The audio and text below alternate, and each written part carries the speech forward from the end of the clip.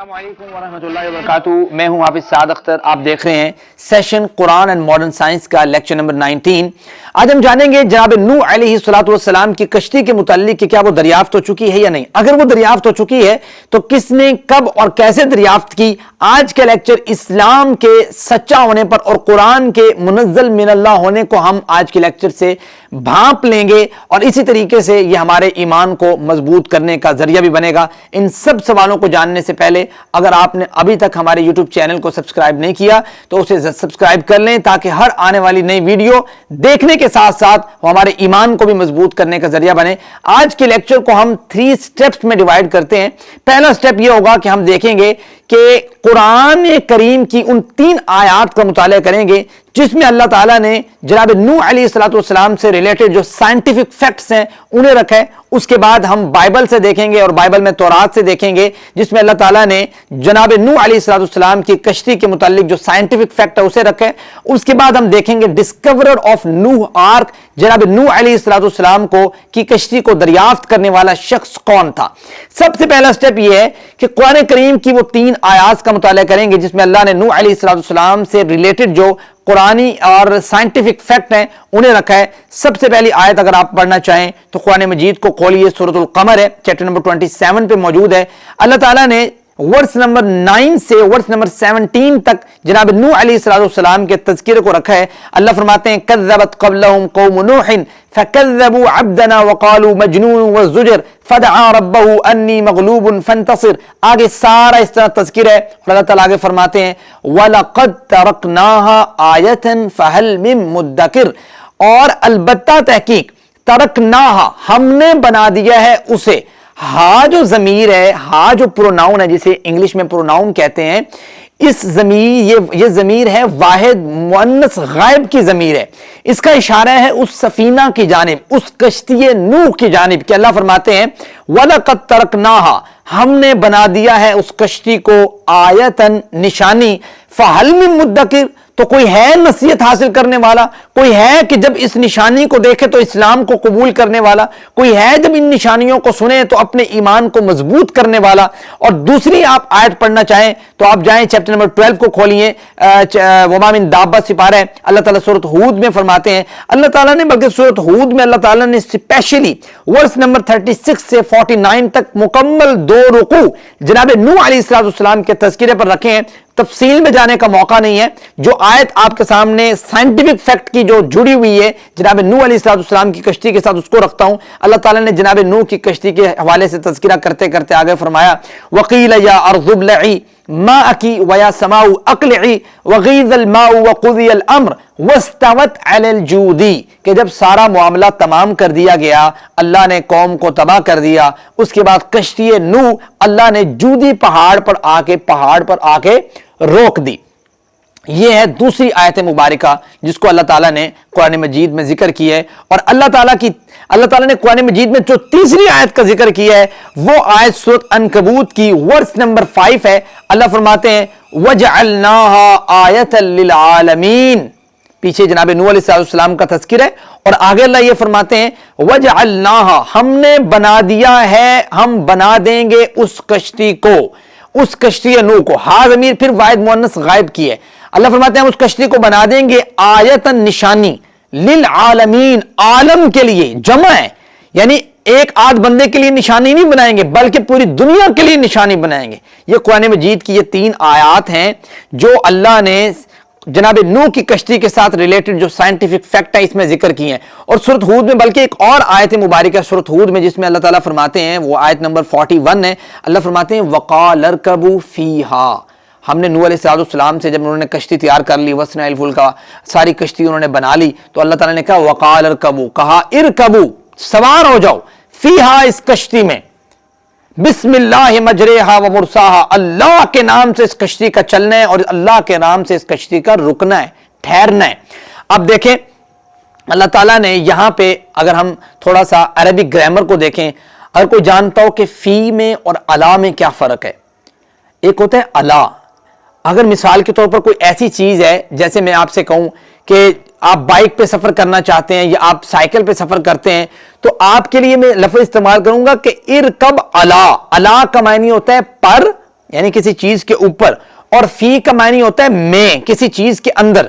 تو ارکب علیہا میں کہوں گا یا ارکب علا کہوں گا جب آپ بائک پہ سوار ہوں گے، اور جب آپ دوز میں یا کسی آپ کار میں یا کسی بس میں سوار ہوں گے تو پھر میں لفظ جو استعمال کروں گا میں کہوں گا ارکب فی، یعنی اس میں سوار ہو جاؤ. یعنی کہ معلوم یہ ہوا کہ اللہ تعالیٰ نے جناب نوح علیہ السلام سے جو کہا تھا کہ وقال ارکبوا فیہا، کہ آپ اس کشتی میں سوار ہو جاؤ، تو میں سے معلوم ہوتا ہے کہ کوئی ایسی چیز تھی جس کی کوئی ڈبل ٹرپل سٹوریز تھی.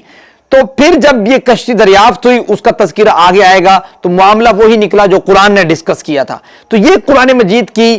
3 کے بعد یہ چوتھی آیت ہے جس میں اللہ تعالیٰ نے جناب نوح علیہ السلام سے ریلیٹڈ اس تذکرے کو رکھا ہے. پھر اب آتے ہیں بائبل میں اگر آپ اولڈ ٹیسٹامنٹ کو آپ اٹھائیں گے، اس میں بک آف جینیسس جو ہے یعنی پیدائش کی بک جو ہے، تورات میں جو پیدائش کی بک ہے، اس کے اندر اللہ تعالیٰ نے تذکرہ کیا. چونکہ وہ الہامی کتاب ہے، ہمارا ایمان یہ ہے کہ اس میں جو ہے تحریف ضرور ہو چکی ہے، اس میں رد و بدل ضرور ہو چکا ہے، لیکن بہت سی چیزیں صحیح بھی ہیں، بہت سی چیزیں غلط بھی ہیں. ہمیں ابھی یہ نہیں پتا کہ کون سی چیزیں صحیح ہیں اور کون سی چیزیں، نہ ہم تصدیق کرتے ہیں اور نہ ہم تکذیب کرتے ہیں، کیونکہ انہوں نے اس میں تحریف ہو چکی ہے. معاملہ یہ ہے کہ اللہ تعالیٰ نے بائبل میں یعنی تورات کے اندر اللہ تعالیٰ نے بک آف جینیسس کے اندر یعنی کہ پیدائش کے بک کے اندر اللہ تعالیٰ نے اس کا تذکرہ رکھا ہے. اللہ تعالیٰ نے چیپٹر نمبر جو ہے جو کیا کہتے ہیں جو تورات کے اندر ہے وہ چیپٹر نمبر 6 سے لے کر چیپٹر نمبر 9 تک اللہ تعالیٰ نے نوح علیہ السلام کا تذکرہ رکھا ہے. تو اسی تذکرے کے اندر چیپٹر نمبر 8 میں ورس نمبر 5 کے اندر جو ہے اللہ تعالیٰ نے اس کشتی کے متعلق جناب نوح علیہ السلام کی کشتی کے متعلق بتایا ہے کہ جب سارے معاملات ہو گئے نا، ساری لوگ قوم تباہ ہو گئی، تو اللہ تعالیٰ نے اس کشتی کو کوہ ارارات، یعنی کہ یہ ارارات جو ہے ایک جگہ ہے، اس پہاڑی سلسلہ ہے، اس کے اوپر جو ہے ہم نے حکم دیا کہ وہ کوہ ارارات پہ رک جائے. یہ ہے قرآن کا تذکرہ اور پھر تورات کا تذکرہ. اس کے بعد آتے ہیں کہ کیا یہ کشتی دریافت ہو چکی ہے یا نہیں ہو چکی. اللہ تعالیٰ نے جو باتیں کی تھی قرآن مجید میں، جو سائنٹیفک فیکٹس جو اللہ تعالیٰ نے رکھے تھے، کیا وہ اللہ تعالیٰ نے نشانیوں کو پورا کیا ہے یا نہیں کیا. اور الحمدللہ اللہ تعالیٰ نے ان نشانیوں کو جن کا اللہ تعالیٰ نے ذکر کیا قرآن مجید میں من وعن پورا کیا. آپ پوچھیں گے کس طرح؟ یہ 1960 کا سن تھا کہ جب ترکی اور آرمینیا کی جو ہے نا سرحد کے اوپر، ترکی اور آرمینیا کا بارڈر جو ہے نا آپس میں لگتا ہے، ترکی اور آرمینیا کے ساتھ جو ہے نا ایران لگتا ہے، ایران کے بیک سائڈ پہ اس طریقے سے یہ جو ہے نا بارڈر لگتے ہیں. تو ترکی کے ساتھ آرمینیا ہے، یہاں پہ ترکی اور آرمینیا کی سرحد پر ایک پہاڑی سلسلہ ہے. اس پہاڑی سلسلے کے اوپر سے امریکہ کا ایک جہاز گزر رہا تھا، 1960 کی بات ہے. ان میں جیولوجسٹ موجود تھے، یعنی کہ زمین کا مطالعہ کرنے والے، وہ اس جہاز کے اندر بیٹھے ہوئے اوپر سے تصاویر کھینچ رہے تھے. ان تصاویر میں سے ایک تصویر جو ہے امریکی ایک میگزین ہے لائف، اس کے اندر جب شائع ہوئی تو ایک شخص تھا جس کا نام تھا رونالڈ وائٹ نامی شخص نے وہ جانتا تھا، اس نے قرآن مجید کا بھی سن رکھا تھا اور جو ہے نا بائبل یعنی تورات اور دیگر صحیفوں کے متعلق بھی وہ جانتا تھا، کشتی نوح کے طوفان کے بیک گراؤنڈ تاریخوں کو وہ جانتا تھا. اس کو تھوڑا سا اس بارے میں ذرا انٹرسٹ پیدا ہوا، اللہ تعالیٰ نے انٹرسٹ پیدا کرنا تھا. اس شخص نے تھوڑی سی محنت اور کوشش کے بعد جو ہے اس نے کوشش کی اور وہ دوبارہ جو ہے وہ ترکی آیا، ترکی کے شہر استنبول سے ہوتا ہوا پھر وہاں پہ بارڈر پہ پہنچا. وہاں پہ دوبارہ وہ اس جگہ پہ پہنچا، اس نے دیکھا کہ ایک جو ہے بہت بڑا پہاڑ ہے، پہاڑ کے اوپر جو ہے ایک بہت بڑی کشتی نما چیز ہے. ٹھیک ہے، کشتی نما چیز ہے. اس کشتی نما چیز کے اندر، اس کشتی کے اندر جو ہے وہ مٹی بھری ہوئی ہے. اب اس نے وہاں سے اندازہ کیا، وہاں سے اس نے کیا کیا، بہت سے جو ہے نا وہ کشتی کے پھٹے کے جو ہے نا ٹکڑے لیے، کچھ چیزیں وہاں سے لی اور ان چیزوں کو لے کے امریکہ میں چلے گیا. امریکہ میں جا کے ایک لیبارٹری میں اس نے ٹیسٹ کیا. ٹیسٹ کرنے کے بعد اس کو یہ پتا لگا کہ یہ جو چیزیں ہیں یعنی یہ جو کشتی ہے یہ تقریباً آج سے 5000 سال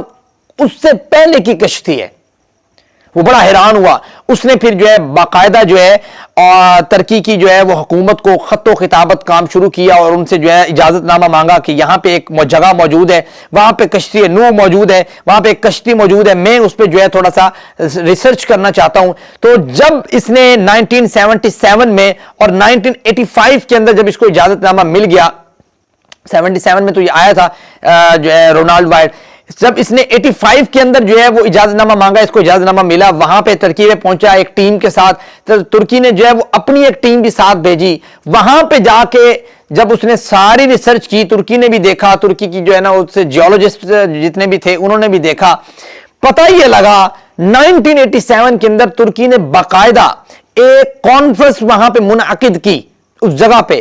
اور اس شخص کو جس نے بتایا تھا کہ یہ کشتی جو ہمیں ملی ہے یہ جناب نوح علیہ السلام کی کشتی ہے، اس کو باقاعدہ اس کشتی کے دریافت کرنے پر خطاب ملا، ڈسکورر آف نوح آرک، جناب نوح علیہ السلام کو کشتی کی دریافت کرنے والا شخص۔ وہاں پہ جب اس نے کشتی کو دریافت کیا تو دیکھا کہ کشتی کی لمبائی چوڑائی کو ماپا، اس نے دیکھا کہ کشتی کی جو ہے وہ 3 منازل لگ رہی ہیں، اسی طریقے سے وہ کشتی 505 فٹ لمبی لگ رہی ہے، اس میں لنگر انداز کرنے کے لیے پتھر وغیرہ کی ٹیکنالوجی بھی موجود تھی، اس کو وہاں سے یہ ساری چیزیں سمجھ آئی۔ اور آپ یہ دیکھیں، میں تو یہ کہتا ہوں کہ اللہ تعالیٰ نے یہ جب 19 کی جو مطلب اس صدی کے اندر جو یہ تصویریں چھپی ہیں، اس وقت کی بات ہے جب جو ہے وہ نیٹ آ چکا تھا، جب جو ہے وہ کیمرے آ چکے تھے، نیٹ تو بعد میں آئے، کیمرے آ چکے تھے، کیمروں کے ذریعے پھر انٹرنیٹ پہ جو ہے نا یہ چیزیں پہنچی، انٹرنیٹ پہ آج بھی جناب نوح علیہ السلام کی کشتی کی جو ہے تصاویر وہ جو وہاں پہ کھینچی گئی تھی وہ موجود ہے، میں اس کی جی پہ امیج بھی لگا دوں گا، وہ آپ امیج بھی دیکھیے گا کہ جس بندے نے کشتی دریافت کی ہے اس بندے کی امیج بھی دیکھیے گا کہ کس طریقے سے اللہ تعالیٰ نے، میں یہ کہتا ہوں کہ اللہ تعالیٰ نے جو بات قرآن مجید میں کی تھی سورۃ عنکبوت کی ورس نمبر 15 میں کہ فَأَنْجَيْنَاهُ وَأَصْحَابَ السَّفِينَةِ وَجَعَلْنَاهَا آیَةً لِلْعَالَمِينَ، کہ ہم جناب نوح علیہ السلام کی کشتی کو آیۃ للعالمین، جہان والوں کے لیے کیا بنائیں گے؟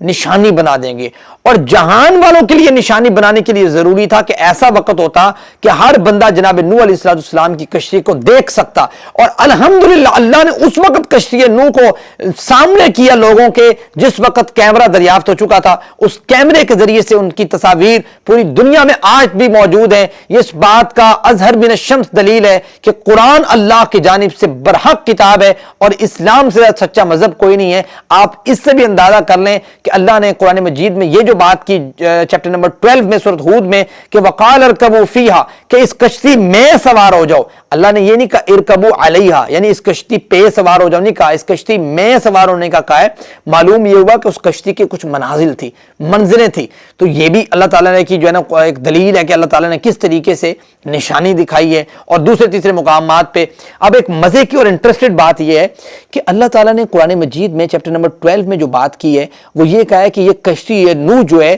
اس کو اللہ تعالیٰ نے جودی پہاڑ پہ روکا، اور جبکہ اگر آپ تورات کا مطالعہ کرتے ہیں، اولڈ ٹیسٹامنٹ بائبل میں مطالعہ کرتے ہیں، اس کے چیپٹر نمبر 8 میں ورس نمبر 5 میں تو اللہ تعالیٰ یہ کہتے ہیں کہ وہ کشتی کوہ ارارات پہ ٹھہری ہے۔